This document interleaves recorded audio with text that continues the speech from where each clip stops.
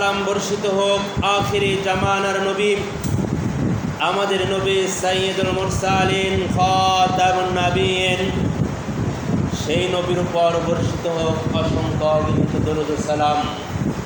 সকলেই বলি সাল্লাল্লাহু আলাইহি ওয়াসাল্লাম। সম্মানিত দিনী ভাইরা, আমরা গত জুমায় আলোচনা করেছিলাম কোরআনুল কারীমের ফজিলত সম্পর্কে। তো আজকেও কোরআনুল কারীমের ফজিলত সম্পর্কে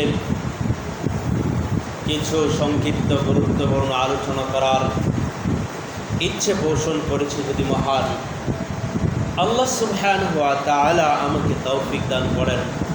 ওয়ামা তৌফিকি ইল্লা বিল্লাহ আলাইহি তাওয়াক্কালতু ওয়া ইলাইহি উনীব। সম্মানিত দিনী ভাইরা, আল্লাহ রাসূল সাল্লাল্লাহু আলাইহি ওয়াসাল্লাম বলেছেন, যে ব্যক্তি জুমার দিন সূরাতুল কাহফ পড়বে, এক জুমা থেকে আরেক জুমা পর্যন্ত তার ঈমানের নূর দেবে, তার ঈমানে আলোক উজ্জ্বল হবে। আল্লাহ রাসূল সাল্লাল্লাহু আলাইহি ওয়াসাল্লাম বলেছেন, যে ব্যক্তি সূরাতুল কাহফের প্রথম 10 লাইন মুখস্থ করবে, 10 আয়াত মুখস্থ করবে, আল্লাহ সুবহানাহু ওয়া তাআলা তাকে দাজ্জালের ফিতনা থেকে হেফাজত করবেন। আল্লাহ তাকে দাজ্জালের ফিতনা থেকে বাঁচাবেন। অন্যত্র পাওয়া যায় যে রাসূল সাল্লাল্লাহু আলাইহি ওয়াসাল্লাম বলেছেন, যদি কেউ সূরা কাহফের প্রথম 3 লাইন পড়ে, আল্লাহ তাকে দাজ্জালের ফিতনা থেকে বাঁচাবেন। সম্মানিত দিনী ভাইরা, বলেন আপনারা হোমিও ওষুধ খান না অ্যালোপ্যাথিক ওষুধ খান? কোনটা খান?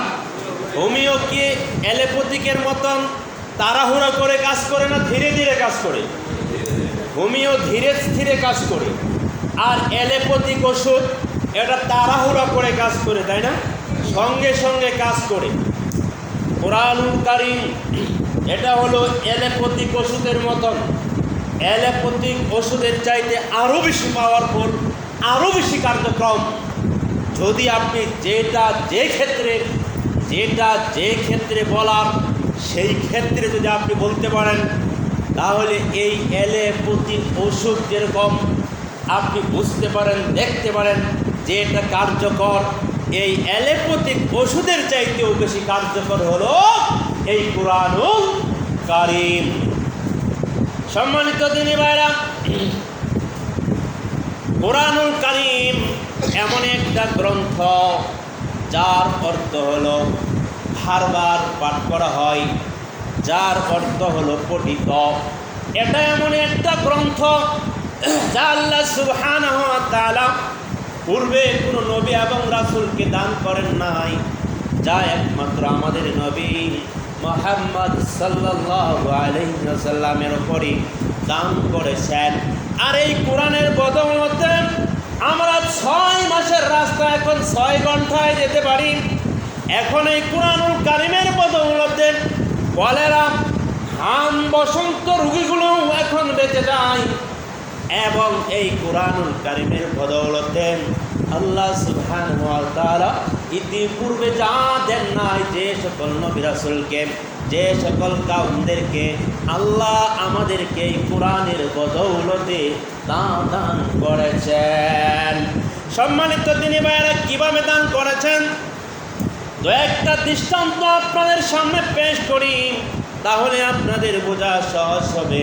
আল্লাহ সুবহানাহু ওয়া তাআলা কোরআনুল কারীমের ভিতরে একটা সূরা নাজিল করেছেন, সেটার নাম হলো সূরাতুল কদর।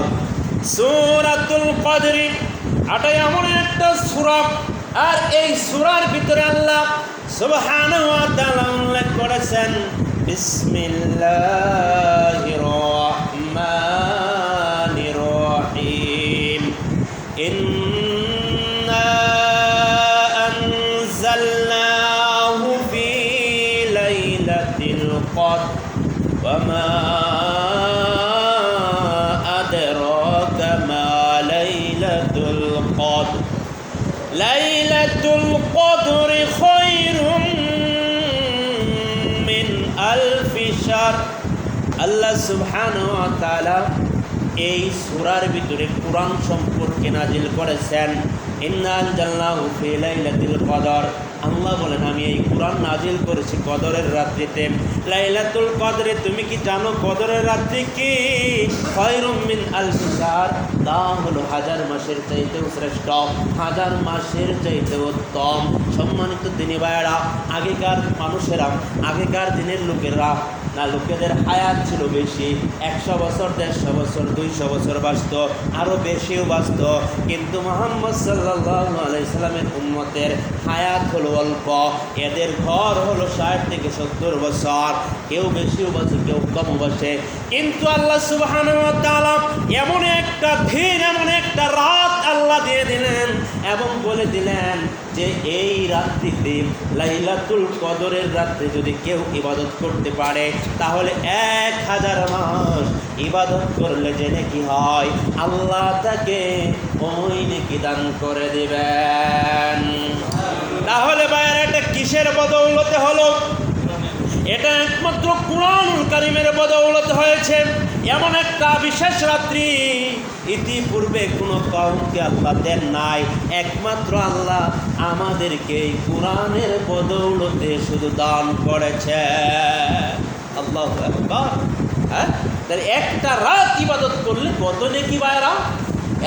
1000 মাসের চাইতেও আরো বেশি নেকি আল্লাহ দান করবেন। শুধু তাই নয়, আল্লাহর নবী বলেছেন যদি এই রাত্রে কেউ ইবাদত বন্দেগী করে, এই রাতটা ধরতে পারে, তাহলে এই রাতের ভিতরে যা চাইবে আল্লাহর কাছে আল্লাহ তাকে তাই দান করবেন। সুবহানাল্লাহ। সম্মানিত দিনী ভাইয়েরা, শুধু তাই নয়, আজকে খুতবার শুরুতে যে সূরা আপনাদের সামনে তেলাওয়াত করলাম সেই সূরাটার নাম কি বলেন? সেই সূরাটার নাম কি ভাইরা? সূরাতুল ইখলাস। আমরা ইখলাস অনেকেই বুঝি না, অনেকেই কুল হু আল্লাহ বুঝি, তাই না ভাই? অনেকেই কুল হু আল্লাহ বুঝি। আল্লাহর রাসূল বলেছেন যে ব্যক্তি এই সূরা ইখলাস 3 বার পাঠ করবে, এক কোরআন পড়লে যে নেকি হয় আল্লাহ তাকে সেই নেকি দান করবেন। একজন সাহাবী প্রত্যেক রাকাতের ভিতরে, সালাতের ভিতরে সূরা ইখলাস পড়ে, এমনিতেও সূরা ইখলাস পড়ে। এই সূরা সম্পর্কে জিজ্ঞেস করা হলে আল্লাহর নবী বলেছেন এই সূরাকে সে মুহাব্বত করে ভালোবাসে, এই মুহাব্বত করার কারণে আল্লাহ তাকে ভালোবাসেন। আল্লাহ তাকে কি করেন? ভালোবাসেন। তাহলে আমাদের এই মুসল্লিদের ভিতরে কে আছেন এই সূরাকে ভালোবাসেন, এই সূরাকে বেশি বেশি বেশি তেলাওয়াত করেন? আমাদের ভিতরে কে এরকম আছে যে আমরা প্রত্যেক এই সূরা 2 বার, এই সূরা 3 বার 10 বার, এই সূরা 6 বার 8 বার 20 বার আমরা তেলাওয়াত করি? এই অভ্যাস আমাদের ভিতরে করে তুলতে হবে।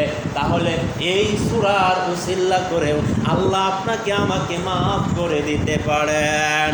সম্মানিত দিনী ভাইরা, সূরাতুল কাহফ এটা এমন একটা সূরা, এই সূরার ভিতরে আল্লাহ অতীতের যে কাহিনীগুলো আছে এই কাহিনীগুলো আল্লাহ তুলে ধরে দিয়েছেন আমাদের জন্য, আমাদের বোঝার জন্য, আমাদের সংশোধনের জন্য।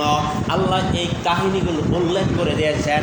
গত জুমায় আপনাদের সামনে পেশ করেছিলাম, যখন ইহুদিরা আসলো আল্লাহর নবীকে বললেন, ও মুহাম্মদ, তুমি যদি এই 3টা প্রশ্নের উত্তর দিতে পারো তাহলে আমরা তোমাকে সত্য নবী বলে মেনে নিব, আর যদি তুমি এই 3টা প্রশ্নের উত্তর দিতে না পারো তাহলে তোমাকে আমরা সত্য নবী রূপে মেনে নিব না। তাহলে তুমি এই 3টা প্রশ্নের উত্তর দাও। সম্মানিত দিনী ভাইয়েরা, সেই 3টা প্রশ্ন কি আমাদের জানা আছে কারো নাকি? বলেন তো দেখি, বলেন।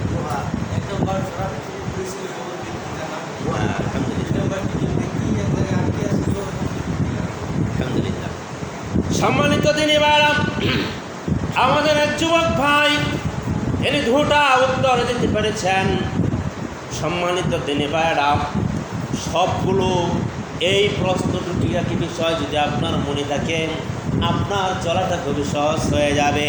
বলেছিল 3টা প্রশ্ন। নাম্বার 1, গুহায় যারা আটকে ছিল এরা কারা? গুহায় কয়জন আটকে ছিল? কোরআনের ভাষায় কোরআন বলেছেন তিনজন, চারজন, চতুর্থ নাম্বার হলো কুকুর। পরে বলেছেন চারজন, পঞ্চম নাম্বার হলো কুকুর। পাঁচজন, ষষ্ঠ নাম্বার হলো কুকুর। পাঁচজন, ছয়জন, সাতজন, অষ্টম নাম্বার হলো কুকুর। তবে সর্বশেষে বলা হয়েছে কয়জন ছিলেন আল্লাহ ভালো জানেন। ও উপস্থিতি তিনি বাইরাম, তাহলে এক নম্বর গুহায় যারা আটকে ছিলেন তারা কারা? নাম্বার 2, যে পৃথিবীটা ভ্রমণ করেছিলেন পূর্ব থেকে পশ্চিম পর্যন্ত, উত্তর থেকে দক্ষিণ পর্যন্ত, সে কে? নাম্বার 3, রুহু সম্পর্কে জিজ্ঞেস করেছিলেন, আত্মা সম্পর্কে জিজ্ঞেস করলেন। মুহাম্মদকে যখন এই 3টা প্রশ্ন করলেন, মুহাম্মদ সাল্লাল্লাহু আলাইহি ওয়াসাল্লাম বলেছিলেন আগামীকাল এই 3টা প্রশ্নের উত্তর দিব। যখন আগামীকাল আসলো, মুহাম্মদ এই 3টা প্রশ্নের উত্তর দিতে পারলেন না। 3টা প্রশ্নের উত্তর দিতে পারলেন না।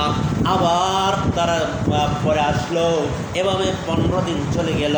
মুহাম্মদের কাছে ওহি আসে নাই, ওহি আসা বন্ধ হয়ে গেল। ও আমার মসজিদের তিনি ভাইয়েরা, তিনি মুসল্লিরা, আমি যদি আপনাকে এখন প্রশ্ন করি, ভাই চলেন আপনি আমার বাড়িতে, আপনার দাওয়াত আছে, আপনি কি বলবেন? কি বলবেন আপনি? ভাই আমি যদি বলি আমাকে আমার প্রতিষ্ঠানের জন্য 500 টাকা দিতে হবে, 5000 টাকা দিতে হবে, আপনি কি বলবেন? কি বলবেন বলেন? যুবক ভাইরা বলেন, কি বলবেন? ইনশাল্লাহ বলবেন না বলবেন দিব? কি বলবেন? দিব বলবেন না ইনশাল্লাহ বলবেন? ও আমার মহিলা মা বোনেরা, আপনারা বলেন, আপনার কাছে আমি কিছু টাকা চাইলাম মসজিদের জন্য, তাহলে আপনি কি বলবেন? আপনি বলবেন দিব না ইনশাল্লাহ বলবেন? বলতে হবে ইনশাল্লাহ, দিব এই কথা বলা যাবে না।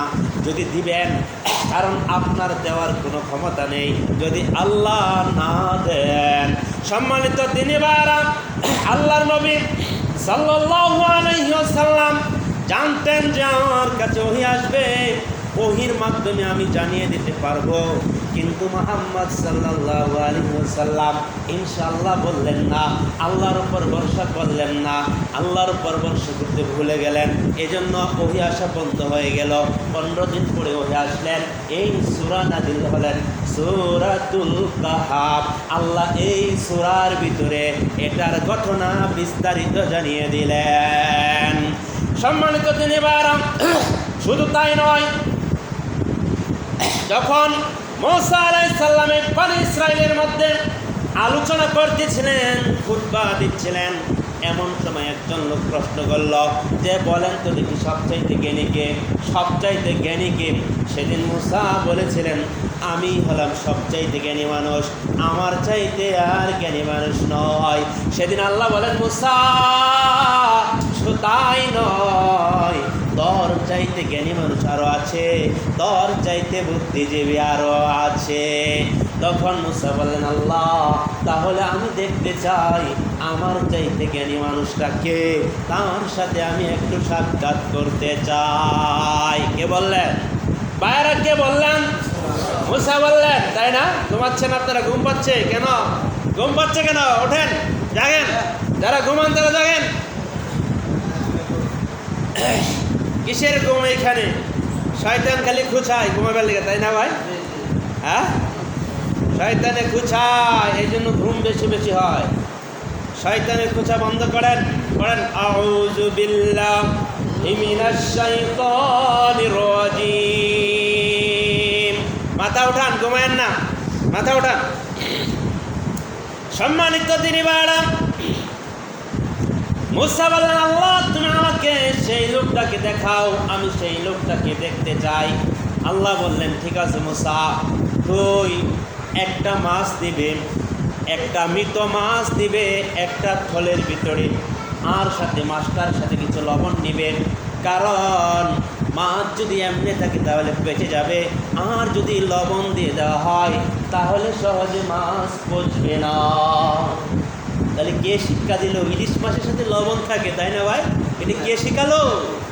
আমার আল্লাহ শিখালো। কোথায় শিখালো? কোরআন দিয়ে শিখাই দিলেন, ঠিক না? হ্যাঁ, এখন মরা লাশ রেখে দেওয়া যায়, কি দিয়ে আবার বরফ দিয়ে রেখে দেওয়া যায়, হ্যাঁ, ঔষধ দিয়ে রেখে দেওয়া যায়। কে শিখালো এগুলো? একমাত্র কুরআন শিখিয়ে দিল এগুলো আমাদেরকে। তাহলে মাছটা নিয়ে গেলেন মুসা আলাইহিস সালামকে। আল্লাহ বললেন একটা মাছ সাথে নিয়ে যাবে, মৃত মাছ, আর মাছের সাথে লবণ রাখবে, আর মাছটা যেইখানে চলে যাবে ওইখানেই তুই সেই লোকটার সন্ধান পাইবে। মুসা আলাইহিস সালাম তার সঙ্গী করে একটা লোক নিলেন, সেই লোকটার নাম হলো ইউশা ইবনে নুন। ইউশা ইবনে নুনকে সঙ্গে করে নিয়ে গেলেন। সঙ্গে করে নিয়ে গেলে যখন দুই নহরের মাঝখানে গেলেন, তখন একটু বিশ্রামের প্রয়োজন মনে করলেন, একটু বিশ্রাম নিলেন। আর যখনই বিশ্রাম নিলেন তখনই ঘুমিয়ে গেলেন। আর যখনই ঘুমিয়ে গেলেন তখনই মাছটা জীবিত হয়ে গেলেন। মাছটা জীবিত হয়ে যাওয়ার পরে ওই মাছটা ওই নহরে, ওই নদীতে চলে গেলেন। এমনভাবে চলে গেলেন যেইখান দিয়ে চলে যাচ্ছেন ওইখানে সুড়ঙ্গ পথ হয়ে গেল, একটা চিহ্ন হয়ে গেল।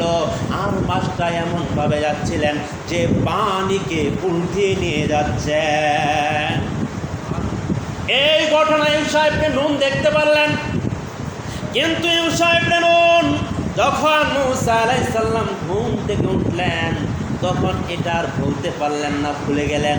ভুলে যাওয়ার কারণে আবার তারা সামনের দিকে চলতে গেলেন। সামনে যখন চলতেছেন, হাঁটতেছেন, হাঁটার পরে আবার ক্ষুধা তাদের পেল। আর যখনই ক্ষুধা পেল তখনই থলে থেকে খাদ্য বের করতে চাইল। আর যখনই খাদ্য বের করতে চাইলেন তখনই দেখতে পেলেন যে তাদের থলের ভিতরে মাছ নাই, মাছটি চলে গেছে।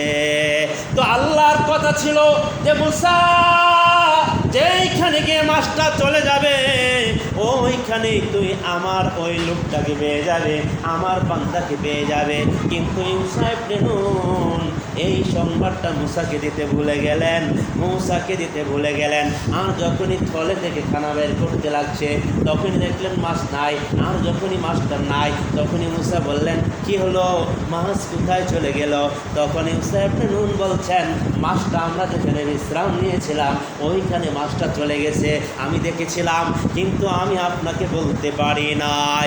তখন আল্লাহর নবী মুসা আবার ওইখানে ফেরত চলতে লাগলেন, আবার ওইখানে চলে আসলেন। এসে দেখলেন মাছটা যে চলে গেছে ওই সুড়ঙ্গটা এখনো আছে, ওই চিহ্নটা এখনো আছে। ওটা দেখে বুঝতে পারলেন। তখন ওইখানে আসার পরে দেখলেন একটা লোক চাদর মুড়ি দিয়ে বসা আছেন। আর যখন দেখতে পেলেন চাদর মুড়ি দিয়ে বসা আছেন তখনই মুসা আলাইহিস সালাম তাকে সালাম দিলেন। তখন সালাম দেওয়ার পরে ওই লোকটা বলছেন, এটা তো এমন কোনো সালাম না, এটা সালাম তো একটা ভিন্ন রকম সালাম। তখন ওই লোকটা সালামের উত্তর দিলেন। সালামের উত্তর দেওয়ার পরে মুসা বললেন, আমি মুসা, আমাকে আল্লাহ আপনার নিকট পাঠিয়েছেন। সম্মানিত তিনি ভাইয়েরা, কেন আল্লাহ আপনাকে আমার নিকট পাঠিয়েছেন? আমি এই জন্য আল্লাহ আপনাকে আমার নিকট পাঠিয়েছেন যে আল্লাহ বলছেন আপনি বলে আমার চাইতে বেশি জ্ঞানী, আমার চাইতে বলে আপনি বেশি জ্ঞানী, তাহলে কি আপনার সাথে চলতে আমি পারবো নাকি? ওই লোকটা বললেন, না না, আপনি আমার সাথে চলতে পারবেন না, ধৈর্য ধারণ করতে পারবেন না। তখন মুসা বললেন, ইনশাআল্লাহ আমি আপনার সাথে চলতে পারবো, আমি আপনার সাথে যেতে পারবো, আমাকে সাথে করে নেন, আমাকে সাথে করে নেন। যখন সাথে করে নিয়ে গেলেন তখন ওই লোকটা তাকে ওয়াদা করাইলেন, আমার সাথে যাবেন, কিন্তু আপনি কোনো কথা বলতে পারবেন না, আপনি শুধু আমার সাথে চলতে থাকবেন, কোনো কিছু বলতে পারবেন না, দেখতে পারবেন, কোনো কিছু বলতে পারবেন না। বাস দুজনে চলতে গেলেন, দুজনে চলতে লাগলেন। যখন সাগরের মাঝখানে, সাগরের কাছে গেলেন, একজন জাহাজওয়ালা লোক, একজন জাহাজের মাঝি, তাদেরকে দেখে চিনতে পারলেন। একজন জাহাজের মাঝি ওই লোকটাকে দেখে চিনতে পারলেন। ওই লোকটার নাম হলো খিজির আলাইহিস সালাম।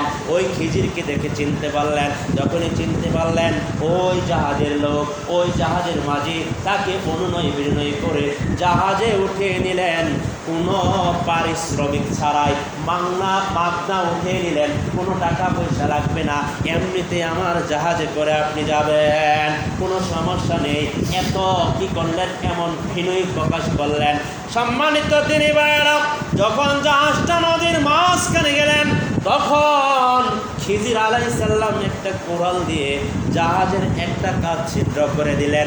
আর যখনই জাহাজের কাঠটা ছিদ্র করে দিলেন, তখনই মুসা বললেন, ওই আপনি এটা কি করলেন? যে লোকটা আমাদের প্রতি অনুগ্রহ করলো, দয়া করলো, আমাদের কাছ থেকে কোনো পারিশ্রমিক নিল না, কোনো ভাড়া নিল না, আর এমন একটা লোকের নৌকা জাহাজ আপনি ছিদ্র করে দিলেন, এই কাজটা আপনি ভালো করলেন না, এই কাজটা আপনি ভালো করলেন না। যখন এই কথা বললেন, তখনই খিজির বললেন, আপনাকে তো আগেই বলেছিলাম আপনি আমার সাথে চলতে পারবেন না, আপনার কথা ছিল আপনি কথা বলবেন না, ঠিক আছে আপনি চলে যান, আপনি আমার সাথে আর যেতে পারবেন না। সম্মানিত মসজিদের মুসল্লিরা, এই কথা বলার পরে মুসা আবার বললেন, ঠিক আছে আর কিছুই বলবো না, চলেন। তখন একটা পাখি এসে ওই নদী থেকে পুকুর দিয়া চুম্মু দিয়া এক ফোঁটা পানি পাখি পান করলো।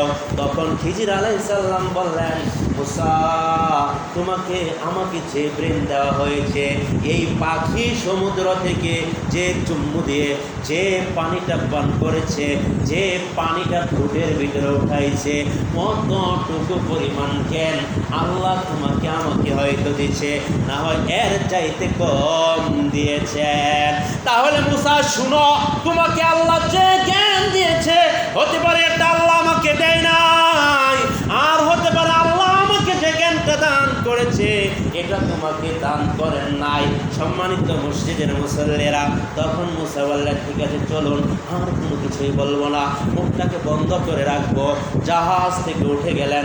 জাহাজ থেকে উঠে যখন তারা শুকনায় হাঁটতেছেন, দেখলেন কিছুগুলো বাচ্চা, কতগুলো বাচ্চা খেলাধুলা করছে, আর একটা বাচ্চাকে ধরে এমনিতেই গর্দান ছিঁড়ে ফেললেন, বাচ্চাটাকে হত্যা করে ফেললেন। যখনই এটা করলেন, তখন মুসা আবার বললেন, এই আপনি এটা কি করলেন, আপনি এটা কি করলেন, বাচ্চাটাকে আপনি হত্যা করে ফেললেন, বাচ্চাটাকে হত্যা করে ফেললেন। প্রথম কাজের চাইতে দ্বিতীয় কাজটা ছিল আরো কঠিন। ভাই কঠিন না ভাই? দ্বিতীয় কাজটা কি ছিল?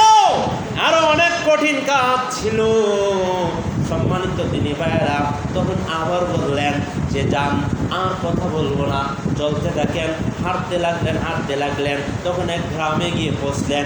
ওই গ্রামের ভিতরে তারা খাদ্য চাইলেন। খিজির আলাইহিস সালাম তাদের কাছে খাদ্য চাইলেন, বাসস্থান চাইলেন। তখন তারা দিতে অস্বীকৃত করলো, তারা খাদ্য দিতে অস্বীকার করলো, খাদ্য দিবে না, জায়গা দিবে না, কিন্তু খাদ্য দিবে না, জায়গা দিবে না। তারপরে খিজির আলাইহিস সালাম দেখতে পেলেন একটা দেওয়াল পড়ে যাচ্ছে, আর দেওয়ালটা পড়ে যাচ্ছে, এটা দেখে খিজির আলাইহিস সালাম তার দুটা হাত দিয়ে ওই দেওয়ালটাকে সোজা করে দিলেন। তখন আবার মুসা বললেন, আপনি যাদের কাছে খাদ্য চাইলেন, আশ্রয় চাইলেন, তারা খাদ্যও দিল না, আশ্রয় দিল না, তারপরে আপনি কেন তাদের উপকার করতে গেলেন? এটার কারণ কি? তখন ওই লোকটা বললেন, ওই খিজির আলাইহিস সালাম বলেন, ঠিক আছে এখন দেই আমাদের সম্পর্ক ছেদ হয়ে যাবে, আর আপনার সাথে চলা যাবে না। তাহলে সম্পর্ক ছেদ হয়ে যাবে, এখন বলুন এগুলোর কাহিনীগুলোকে। খিজির আলাইহিস সালাম বললেন, শুনেন এগুলোর কাহিনীগুলো। ও মুসা, আপনি শুনেন এগুলোর কাহিনীগুলো, তাহলে ভালো করে শুনে নেন। আমরা যখন ওই নৌকায় উঠেছিলাম, নৌকার চালক ছিল, নৌকার মাঝি ছিল এতিম, খুব দরিদ্র মানুষ। ওই নৌকা চালিয়ে তার সংসার পরিচালনা করত। আর ওই পারেই জালেম বাদশা ছিল, ওই বাদশা যার নৌকাটা ভালো ছিল, সুন্দর ছিল, ওই নৌকাটা জোরপূর্বক দখল করে নিয়ে যাচ্ছেন, জোরপূর্বক নৌকাটা জাহাজটা আত্মসাৎ করে নিয়ে যাচ্ছেন। এই জন্যই আমি তার নৌকাটাকে ছিদ্র করে দিয়েছিলাম, যাতে তার নৌকাটা থাকি হয়ে যায়, যাতে সে ওই নৌকাটা নিতে না পারে। এজন্যই আমি তার নৌকাটাকে ছিদ্র করে দিয়েছিলাম। তাহলে এখন বলেন মসজিদের মুসল্লিরা, এই কাজটা কি ভালো করেন নাই খারাপ করেন? এই কাজটা কি ভালো করে না খারাপ করেছে? খিজির আলাইহিস সালাম এই কাজটা ভালো করেছিল, কিন্তু মুসা আলাইহিস সালাম এটা বুঝতে পারেন নাই, এটা জানতে পারেন নাই। তাহলে খিজিরের যে ব্রেন আল্লাহ দিয়েছেন, মুসাকে আল্লাহ সেই ব্রেন দান করেন না। তাহলে অত্র হাদিস কোরআনের আয়াত প্রমাণ করে আল্লাহ ছোট ছোট বালা মুসিবত দিয়ে বড় বড় বালা মুসিবত থেকে হেফাজত করে। কি বলেন আপনারা? ছোট ছোট বালা মুসিবত কি? রাস্তা দিয়ে চলছেন, গাড়ি অ্যাক্সিডেন্ট হয়ে গেল, অ্যাক্সিডেন্ট হয়ে আপনার হাতটা ভেঙে গেল। আপনি হাতটা ভেঙে দেওয়ার পরে যদি বলেন আলহামদুলিল্লাহ ইন্না লিল্লাহ, আলহামদুলিল্লাহ ইন্না লিল্লাহ, আল্লাহ চাইলে এর চাইতে বেশি কিছু করতে পারতেন, তবে আল্লাহ আমার হাতটাতে শুধু ব্যথা দিয়েছেন, আল্লাহ চাইলে পুরা শরীরে আমার ব্যথা দিতে পারতেন, কিন্তু আল্লাহ পুরা শরীরে ব্যথা দেওয়া থেকে আমাকে হেফাজত করলেন, এই জন্য আল্লাহর শুকরিয়া জ্ঞাপন করলাম। সম্মানিত দিনী ভাইয়েরা, শুধু তাই নয়, আল্লাহ সুবহানাহু ওয়া তাআলা অনেক অনেক দৃষ্টান্ত দিয়েছেন যে আমি ছোট ছোট বিপদের মাধ্যমে আমি তোমাদেরকে বড় বড় আযাব থেকে হেফাজত করে, বড় বড় আযাব থেকে আমি ছোট আযাব দিয়ে তোমাদেরকে সতর্ক করাইয়া দেই। কয়জন বুঝে ভাই? কয়জন বুঝে বলেন তো দেখি? কয়জন এই কাজ বুঝে? ছোট একটা বাচ্চা, খুব সুন্দর বাচ্চা, বাচ্চাটার বয়স যখন 5-7 বছর, 2-3 বছর, বাচ্চাগুলো তখন দেখতে খুব সুন্দর দেখা যায়, কত সুন্দর কথা বলে, ফুটফট সুন্দর সুন্দর দেখতে, কথাগুলো বলে মিষ্টি মিষ্টি। আর আল্লাহ এমন সময় ওই বাচ্চাটাকে কেড়ে নিলেন, ওই বাচ্চাটাকে আল্লাহ নিয়ে গেলেন, তার হায়াত চলে গেল, মারা গেল। আর তখনই যদি কোনো মা অথবা কোনো বাবা যদি ধৈর্য ধারণ করতে পারে, আলহামদুলিল্লাহ বলতে পারে, আলহামদুলিল্লাহ বলার পরে যদি ইন্না লিল্লাহি ওয়া ইন্না ইলাইহি রাজিউন বলতে পারে, তাহলে আল্লাহ এই বাচ্চার চাইতে আরো সুন্দর বাচ্চা আল্লাহ দান করবে। আপনারা মরে গেলে কি করেন বলেন? কি করেন ভাইয়ারা? কাঁদেন, তাই না? কত কান্নাকাটি করেন রে ভাই, কান্নাকাটির কোনো শেষ নাই, তাই না ভাই? কান্নাকাটির কোনো শেষ আছে? আরে ভাই, বউ কি কোনোদিন স্বামীর কদর বোঝে? আর স্বামী কি কোনোদিন বউয়ের কদর বোঝে? আর যখনই স্বামীটা মারা যায়, তখনই বউ কাঁদে মানুষকে শোনায়া শোনায়া, আমার স্বামী কত ভালো ছিল গো, আমার স্বামীটা চলে গেল, আল্লাহ আমার স্বামীটাকে নিয়ে গেলেন, আল্লাহর স্বামী দেখলো না, আমার স্বামীটাকে আল্লাহ নিয়ে গেলেন। কিন্তু যেদিন স্বামী জীবিত ছিল, কোনোদিন স্বামীর কৃতজ্ঞতা স্বীকার করলো না, কোনোদিন স্বামীর কৃতজ্ঞতা স্বীকার করলো না। গতদিন আমার স্ত্রী আমাকে বলছে, ওই শোনো, দেশি মাছ আনলা, কিন্তু বাচ্চারা তো দেশি মাছ খেতে পারে না, কাঁঠা বেশি, কয়েকদিন ধরে বাচ্চাদের কষ্ট হয়ে যাচ্ছে। আমি বললাম, তুমি আল্লাহর অকৃতজ্ঞতা স্বীকার করিও না, কারণ এমন মানুষ আছে, বাচ্চারা আছে, দেশি মাছটাও খেতে পারছে না, তারা মানুষের দুয়ারে দুয়ারে যাচ্ছে, মানুষের দুয়ারে দুয়ারে যাচ্ছে, আল্লাহ তো তার চাইতে তোমার বাচ্চাকে সুন্দর করে গেছেন। আমার স্ত্রী তখন ছট করে বলে ফেললো, তোমার সাথে ভালো কিছু বলা যাবে না, তোমার সাথে ভালো কিছু বলা যাবে না। তখনই আমি বললাম, এজন্যই আল্লাহর রসুল বলেছেন, মেয়েদের ব্রেন হলো পুরুষের চাইতেও কম, আর মেয়েরাই বেশি অকৃতজ্ঞতা স্বীকার করে। আমি তাদেরকে বুঝাতে পারলাম না, বোঝানো সম্ভব না, তারা যদি না বুঝে, তাহলে আমার স্ত্রীও যেমন, আপনার স্ত্রীও হলো তেমন। তাহলে তাদেরকে গাইডলাইনে রাখা, সোজা পথে রাখা খুবই কঠিন। ভাই কি বলেন? খুবই কঠিন না ভাই? খুবই কঠিন। তাহলে আল্লাহ ছোট ছোট বিপদ দিয়া, বালা মুসিবত দিয়া, বড় বড় বিপদ থেকে আল্লাহ হেফাজত করেন, তাই না ভাই? তাহলে একটা ছোট বিপদ, ছোট একটা কাঠ ছিদ্র করে দিলেন, আর এই ছোট কাঠ ছিদ্র করার মাধ্যমে পুরা জাহাজ নেওয়া থেকে লোকটা বেঁচে গেলেন, আল্লাহ বাঁচাইলেন। তাহলে বোঝা গেল একটা ছোট একটা ক্ষতি, এটা ছোট একটা ক্ষতির মাধ্যমে আল্লাহ বড় ক্ষতি থেকে হেফাজত করলেন। নাম্বার 2, যে ছেলেটাকে মেরে ফেললেন, কে মারছেন ভাইরা? বলেন, সবাই বলেন, কে মারছে? বুঝেন না আমার কথা? খিজির আলাইসাল্লাম মারছেন, ঠিক না? কেন মারছেন? খিজির আলাইসাল্লাম এই জন্যই মারলেন, ওই বাচ্চাটা ছিল জালেম বাচ্চা, ফুজ্জার পাপাচারী, বড় হয়ে মানুষের ক্ষতি করবে, পিতামাতাকে কষ্ট দিবে। এজন্যই ওই বাচ্চাটাকে মেরে ফেললেন। এটা মুসা জানতো না, খিজির আলাইসাল্লাম জানতেন। খিজির বললেন, মুসা, আমি এজন্য একে হত্যা করে ফেললাম, মেরে ফেললাম। আল্লাহ এর পরিবর্তনে একটা ভালো সন্তান আল্লাহ তাকে দান করবেন। সুবহানাল্লাহ বলেন। এই জন্যই আমি তাকে মেরে ফেললাম। তাহলে সম্মানিত দিনী ভাইয়েরা, আল্লাহ যে বলছেন ওয়াস্তাইনু বিস-সাবরি ওয়াস-সালাহ ইন্নাল্লাহা মা'আস-সাবিরিন।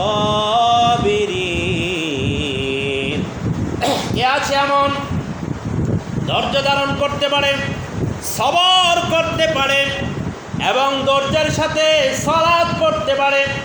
যারা সবর করতে পারে, ধৈর্য ধারণ করতে পারে, আল্লাহ যা নিয়ে গেছেন আল্লাহ এর চাইতে ভালো কিছু দান করবেন।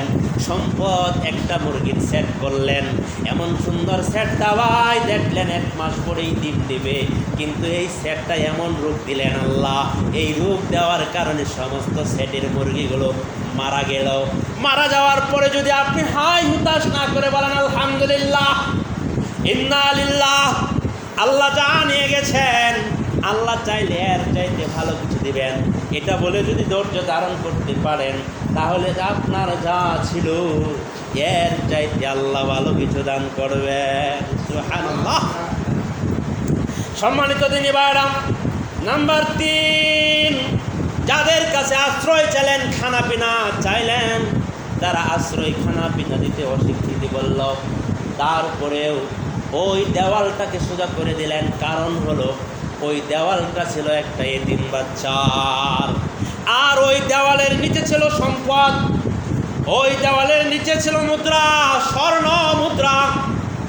আর যদি দেওয়ালটা এভাবে পড়ে যায়, তাহলে জনগণ স্বর্ণ মুদ্রাগুলো ছিনিয়ে নেবে, সম্পদগুলো ছিনিয়ে নেবে। আর ওই সম্পদ ছিনিয়ে নিয়ে গেলে এতিম বালক আর পাবে না। এজন্য ওই খিজির আলাইহিসসালাম ওই দেওয়ালটাকে সোজা করে দিলেন, যাতে সে বড় হয়ে ওই স্বর্ণ মুদ্রাগুলো সে দিতে পারে।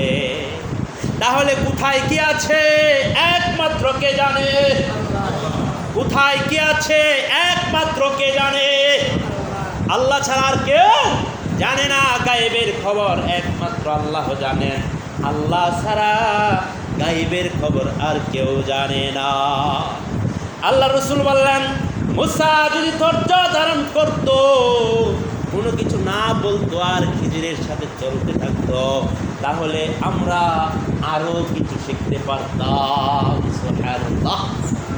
তাহলে সম্মানিত দিনী ভাইয়ারা, এই ঘটনাগুলো কোথায় আছে বলেন? কোথায় আছে?